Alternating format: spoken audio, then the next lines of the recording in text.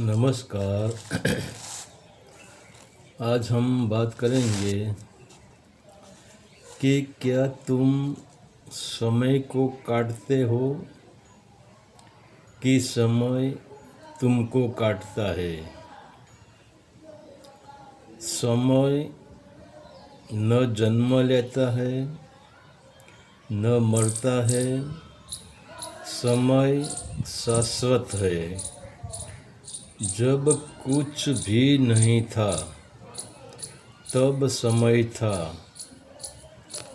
यह हम जो आकाश देख रहे हैं इसमें हमें सूर्य, चंद्र, तारा, नक्षत्र, ग्रह आदि दिखाई देता है।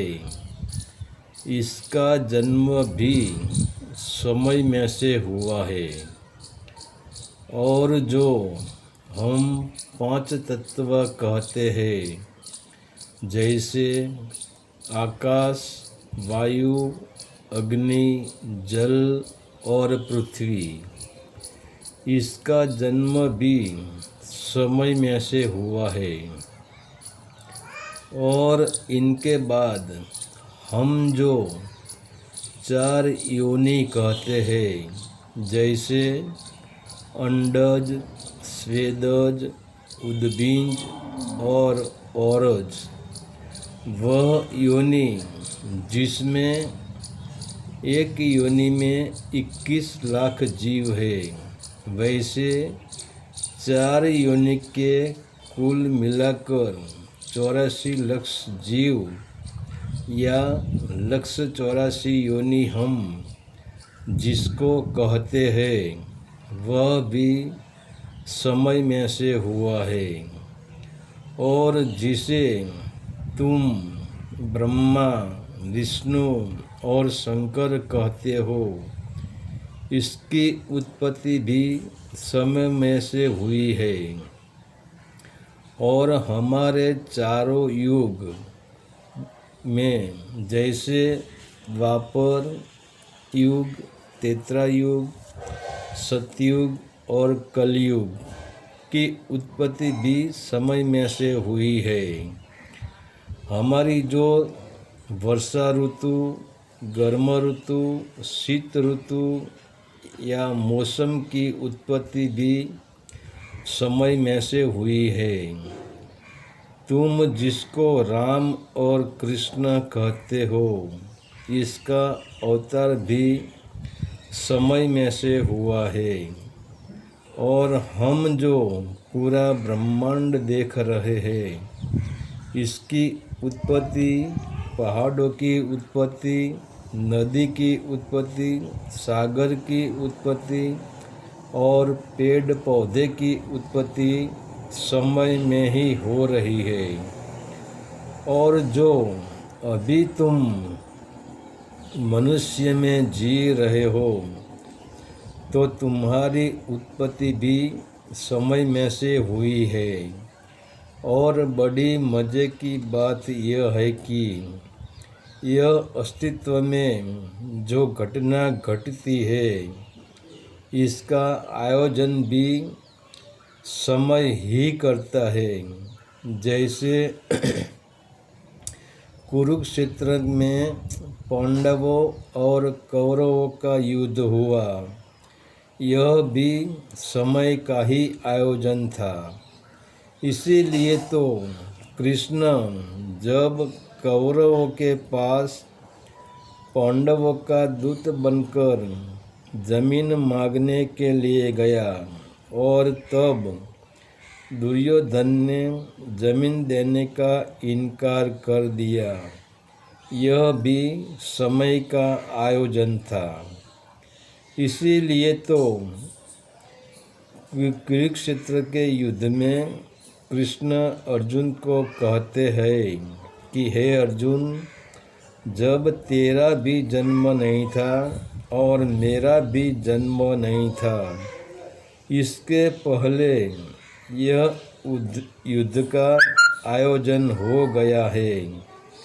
तो अब तू सिर्फ निमित्त बन जा और धनुष्य को हाथ में पकड़ ले।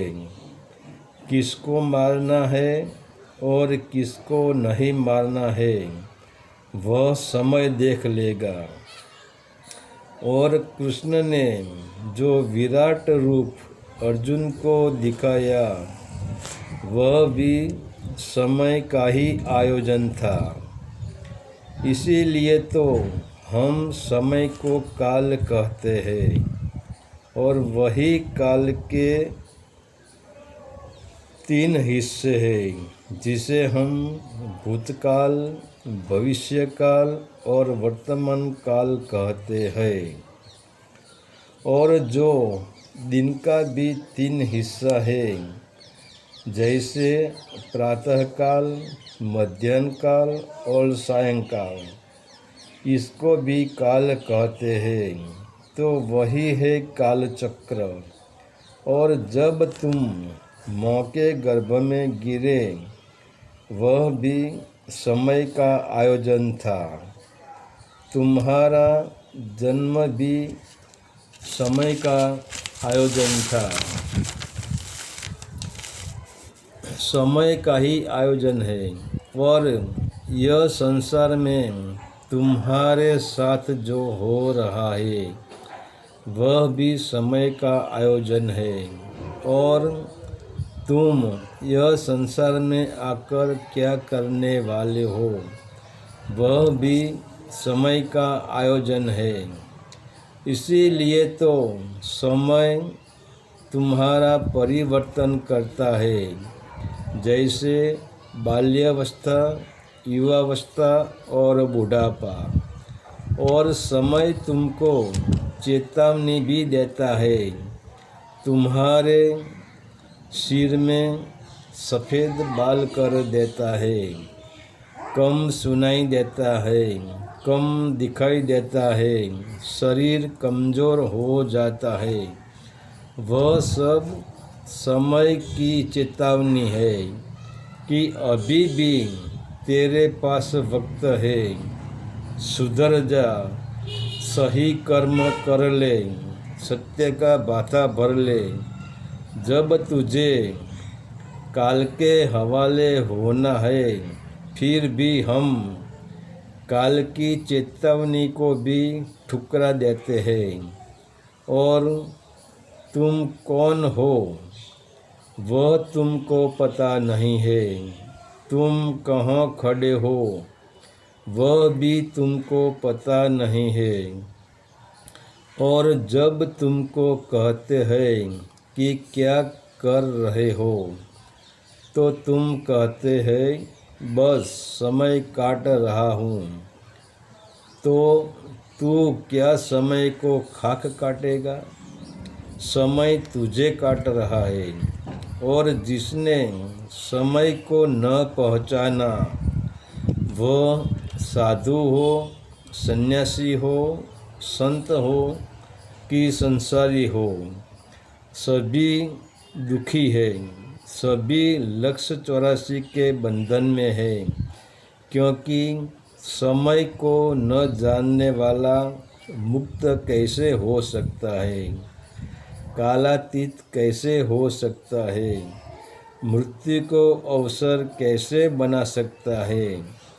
वह कीड़े मकोड़े की भांति पृथ्वी पर जन्म लेगा और पृथ्वी पर ही मर जाएगा और कभी पृथ्वी से मुक्त नहीं हो पाएगा।